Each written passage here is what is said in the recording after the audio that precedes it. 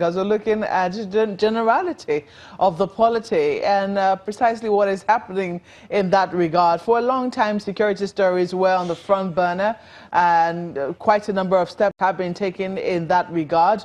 The effectiveness is still what people are assessing to see, just to see how effective have the steps been. We have with us in the studio this morning Honorable Ehizowa. I hope I've not murdered your name. EJ, Ehizowa. He says I should just call him EJ. Honorable EJ Agbonayinma, who's a member of the APC. You're welcome to Sunrise Daily. Thank you for having me. Good morning to everyone out there. We also have with us Mr. Yunusa Tanko, who's a former presidential candidate of the National Conscience Party. Welcome to Sunrise Daily. Thank you very much, and good morning, Nigerians. Good morning. Let me first of all ask you, on this matter of security, would you say it is getting better? Let me start with you, Mr. Tanko. No, I wouldn't say it's getting better. Yes, at a particular time, we were jubilating that the barricades have moved from one state to another. There are no more there and all. But now it has shifted to the issue of kidnapping, armed robbery, hunger, which is more or less like synergizing together with what might have led to some people going into this kidnapping and all. Now, the kidnapping is getting closer to your home. Now, you just gave a story now of the what would you call it, monarch now, who was kidnapped in his own home. So before, what you have as a security challenge was probably on the streets and some deserts and some areas. But now it's getting to your own homes, and that is more dangerous. Now, when I asked you that question, I was talking about, you know, when this issue of the Daura head was, when he was kidnapped, about that same time, there were so many other stories around security. There was the Abuja-Kaduna Expressway, for instance. There was, even in Katsina there were issues of killings within Katsina with people protesting. Remember that for that reason, the Katsina state governor decided to have a low-key inauguration. They thought it was only wise to, you know, to feel to go with the sensibilities of the people at that time. We also had reports of killings in Sokoto and some other places, but in recent times it would seem that those kinds of stories are on the decline. That's what I'm saying. So would you say from that perspective, you know, can we say that it is getting better, or is it that there's a case of That's what I'm just trying to tell you. Yes. There's nothing like getting better. It's not. It's not getting better. When you are now feeling insecure in your own home, how is it getting better? I think the government need to jack up its intelligence report. Apart from intelligence report, you need to know exactly what is wrong. Why are the people engaging in such a heinous crime? What is leading to it? Well, some of course will have said it's poverty. The level of poverty is so high in the country that people are being taken for granted. And so some people now take it to the streets and take it to your homes on how to survive on their own. Don't forget, we have a very large population in the north. And then that large population is supposed to be transformed into a productive use. But at the moment now, majority of the youth don't have anything doing. Even the major thing that they do in those days was farming, and then the input of farming is productive, and then you can translate whatever is being produced into judicious use. But today, even the land is becoming a problem for you. What do you put on the land? How do you put it? What is being put for you to use to get this thing done? Majority of them are not working. In Kaduna, I keep on giving example of Kaduna. Majority of the companies there who are textile industry are not working. When you go to the north, it's the same thing. When you go to the northwest, it's the same thing. So, and then the question I really want to ask is that where are the thinkers? What is going on? Why are the thinkers that are planning to make these young boys and girls be productive so that they can have a form of livelihood? Nothing is on ground. So that, of course, is a very serious matter that has led to the problem of insecurity. Now, they're not even afraid anymore. Honorable, how would you respond to that? Would you say it's getting better from your perspective? Well, first of all, you know, unfortunately, we have always found ourselves to be blaming others. When you point one finger at others, the other four is pointing at you. Like I've often said... You're blaming others, how do you mean? Seeing a crime be committed, failure to report the scene of that crime to the nearest law enforcement agency, you are as guilty as the man or woman who committed the crime. So when you are talking about this security in the country is not getting better, I would tell you, yes, it's getting better. Far better than the way Mr. President Buhari met it. At a time, even here in Abuja, we could not live peacefully. People living with fear every day. But today, you can see that that has been taken away. And this man is trying his best. I want to ask you. So the security system, sorry, Honorable, as of today, is far better than the way he met it. And we must give credit to him to an extent. Yes, we are not where we ought to be. We are not where we used to be. Let's get it cleared. So everybody always pointing, oh, we do this, we do that. Let me tell you, security is not to be discussed on the pages of newspapers, on national television. It has to be done. Covert and uncovered security require every, even media, yourself, everyone. Might not be discussed on the front pages of newspapers, but if there are stories of insecurity, they will be reported on the front pages of newspapers. I mean, it was only recently here in Abuja that we were told that even in some of the taxis that you enter, people are being kidnapped from the taxis. In some instances, the people will even have POS machines. Is that the president? That the president? And people are asked to pay ransom if they knew they wanted to get off the cab that they had just taken, you know, with their own. Mr. President Buhari caused that so that people rob people inside the car. Robbery is going on all over the world. Yeah, all over the world. He's elected to solve it. Yeah, Mr. President is doing everything humanly possible to do that. But everything you are saying today. You can only solve something if you recognize that it is a problem from the stance that you're taking. So are you saying that Mr. President doesn't say that there's a problem? I'm asking you. You are the one who's speaking for him on this program. I'm not just speaking for him. I'm speaking for myself. I'm speaking for millions of Nigerians. Let me tell you something, you know. We have just one country called Nigeria. This is our dear nation. So let us come together to think positively how we can move this country to a better, to be among the leading nations.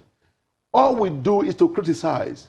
Yes, we must go about having constructive criticism. All the time, blame games. Nobody can come out with the best solution how to cope. I'm sorry, Honorable. All we do is castigating and criticizing. No, President, there are some areas, yes, there's kidnapping. Kidnapping has been going on for years. It has been going on for years. But the question is, today, I can tell you it is politically motivated.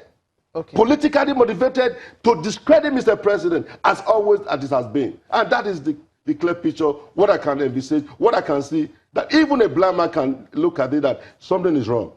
The man just came in, sworn in, so many things is happening again. What is going on? I'm afraid. My children are also afraid. I am here in this country. I am worried. What is going on? Something is wrong somewhere. Who is the cause?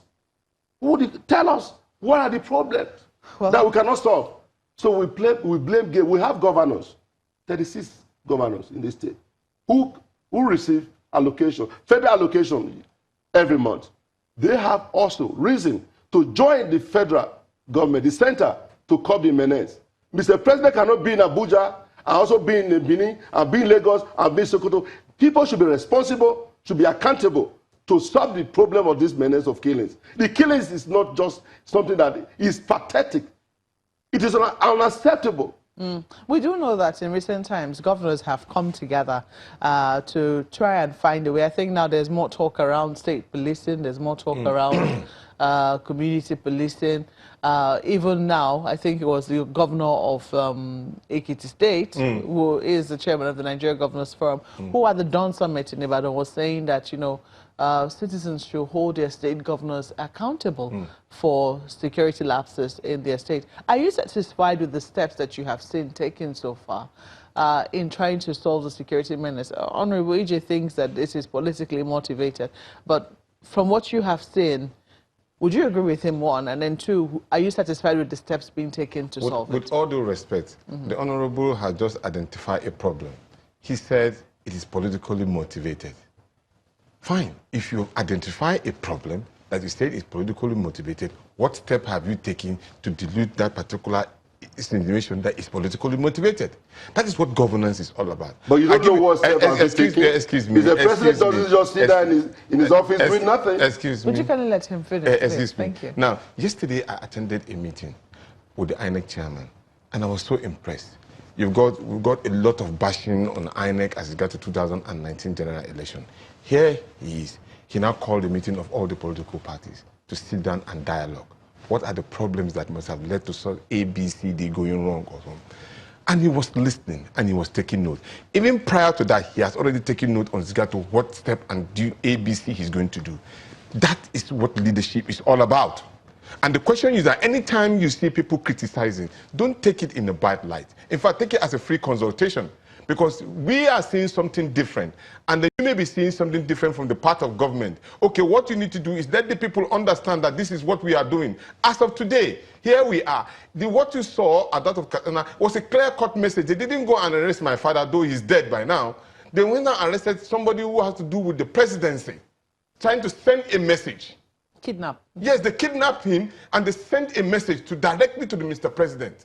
That this is what is going on. We are not happy with ABC. So what you need to do is that sit down. Has anybody given me a template as regard to how we are going to solve this problem? And then people are saying it. None. So when we say things, we love Nigeria. That's why we are making these particular issues out. And if people are not talking, it's like you are, you know, people try to just beat drums to give Mr. President the kind of dance he wants to listen to. But that is not fair. You must be able to tell Mr. President that things are going wrong. People are hungry and things are not going right. And until you put ABC together, can you imagine, even if it's politically motivated, we have political parties. Has the executive or presidency has ever called all the political parties to a meeting? None. Come and give me ideas. What is going on? None. If there are challenges and ABC, which idea do you have? None. And then you are talking about it in such a way that I see probably some people are trying to bring that. Let's even assume it is that. But then you have to show a lead way of saying that, look, this country belongs to all of us. Okay. Let's sit down and talk. Let's talk. I agree with you. That's not happening. I agree Let's with be you. fair to ourselves. Nigerians are waiting. They wanted to see a good leadership that they are yearning for. They feel they have a capable man. But the things that are supposed to be done are not done rightly. When we speak, we love Mr. President. We want this country to be better. Let's talk about one thing. I'm sorry. I agree with him to understand that there's hunger, there's starvation in the nation, in the land. But unfortunately, how did we get here? If the money that is meant to Kuchin, to solve the problem of electricity, to give power to the people, to give, good education to Nigerians, if that money got stolen yesterday, definitely you can't do much tomorrow. Our problem, our past leaders stole this country dry. And I kept on saying this. And most of you have refused to address the issue. Where billions of dollars left this country to global destination. Somebody did that. They stole your resources. They stole our wealth. They stole my children's future. And we now want to put the blame on the man who came in, try to solve the menace that created by some of the leaders. I was just reading newspaper somewhere, some former leaders saying, I'm weeping over 13 million Nigerian children out of school. He was given opportunity to be head of state. He was given opportunity to be president of this country. He bastardized this nation, ruined this nation. What are we talking about? So Mr. President Buhari is not on trial. He is doing his best. But I'm saying that we have some problem, fundamental problem. But we can solve this problem by coming together collectively. Not be derogatory, but constructively. We can get to the next level. Like I said, we are not where we used to be. We are not where we ought to be, but we are progressing. That progression is what I said we should be, should be fast track. But coming here to bastardize and to say, President is this, is that, guess what? Nigerians are suffering. Honorable, yes, I agree. You say that, we should put heads together and, we should be moving forward to the next level. We should fast track the development, so to speak. Do you think that the president is fast tracking it, this development, or is showing signs of fast tracking it? If 1 month after he was inaugurated, we're still waiting for the ministerial list. Now, let me tell you, Malkwe, at a point, people said, Mr. President, when he went for vacation, medical vacation, people bastardized. Now he came back. He's doing well. Glory be to God. Today, 1 month, people are already crying. Oh, where are the ministers? For God's sake, we do have permanent secretary. And I'm watching some television saying, oh, the country is in chaos. No. Business are going on, work are ongoing. You have to put heads together to get the best. You must be able to work. Even to cook on a pot of soup, it takes time to go to the market, to prepare it, to cook it. in selecting. So you are talking about you want the president to just select overnight, 1 month. Oh, business is still ongoing. The permanent secretary directors are working day and night. Nothing, Nigeria is not stagnant. We are not a standstill. So I don't want people to be telling me, oh, Mr. President, I have not appointed. I read on some of the Senator Abaribe, and Senator, Boacha and my friend, Utazi, writing that, oh, we want Mr. President that we are ready now to Senate. He should send the ministerial, list. We want to go through it. So this doesn't work that way. You don't have to dictate to Mr. President. How does it work? Like, at least if they have to be the one, that is PDP. Are they the one to tell Mr. President how to do his job? How long should the president take to send a ministerial list? Or how long do you want him to send it? I'm asking you. I'm asking questions on this. So what is reasonable to you? I'm asking you. It's just 1 month. Can't you give it opportunity to do a proper selection? How long should be a reasonable time? So does that stop Nigeria moving forward? How long is a reasonable time, Honorable?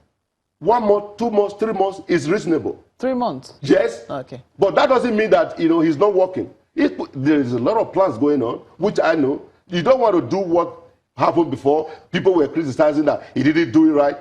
But now, some of the ministers that we had before, they did well. Some did not do well. I would say that. That some that didn't do well should be sent packing. But at this time, we don't want to make the mistake that we made before. Yes. Let me quickly ask Mr. Tanko if he's going to give the president 3 months. No way. No way. I thought by now, I thought a day after his inaugural speech should have been the day he announced his ministerial, coming from the fact that we have a backlog of history signifying that 6 months before, in his first tenure, 6 months before, in his first tenure, he couldn't appoint ministers, and it affects the system. We all know how Nigerian system works. The moment there is not a minister at the helm of affairs, it assumes that the ministry is dead. It assumed that the ministry is dead. I thought by That's now. an assumption. Look, yes, and it's not dead. Because at that particular no ministry is dead so far. Honorable, I don't interrupt you when you are talking. Please, No, let me more civil. Go ahead. We are talking about Nigeria. It concerns you and it concerns me. Yes, but when you are making statements that does not stand... No, please, kindly let him finish. Thank you. The truth is that we expect by now to show that kind of line that, okay, I've learned from my past. Let us now think about, immediately when we get into office, we will have been preparing the new list of ministers by now. I was actually surprised that by now the ministers list has not been out. But as it is now, a lot of people are waiting to see the new next level. How does it look like?